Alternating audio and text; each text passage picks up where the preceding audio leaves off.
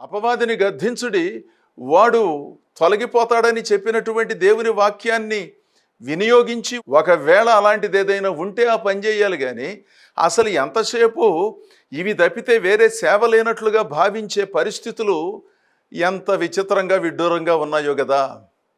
ఆయా సందర్భాలలో దైవ విరుద్ధమైన కార్యక్రమాలు జరిగినప్పుడు గద్దించటం తప్పులేదు, కానీ ఇక అదే సేవలాగా ఉన్నది.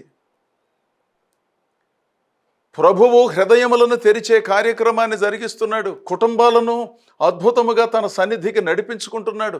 ఇలాంటి సంగతులను పట్టించుకోకుండాను అసలు ఆ రకరకాలైనటువంటి విచిత్రమైన సంగతులతో వారికి తోచిన పద్ధతులను అనుసరించే వాళ్ళు ఉన్నారే, వాళ్ళను ఒక కంట కనిపెట్టి వాళ్ళను ఆశ్రయించమాకండి.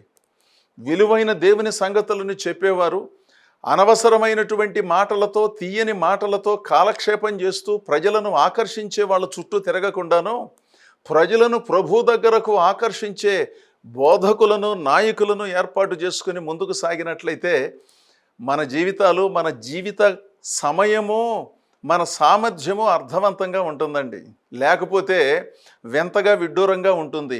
ప్రజలు మనలను చూచినప్పుడు వీళ్ళేదో భక్తి చేస్తున్నారు, వీళ్ళ భక్తి ఎవడికి అర్థం కాదు అన్నట్లుగా కాకుండాను అర్థవంతమైన భక్తి చేయాలి అంటే దేవుని విశ్వాసమును, దేవుని ప్రేమను, పరిశుద్ధాత్మ శక్తి జ్ఞానమును వినియోగించి భక్తుడైన పౌలు ఏ విధంగా దేవుని సేవలను జరిగించాడో అలాంటి పద్ధతులను అనుసరించాలి.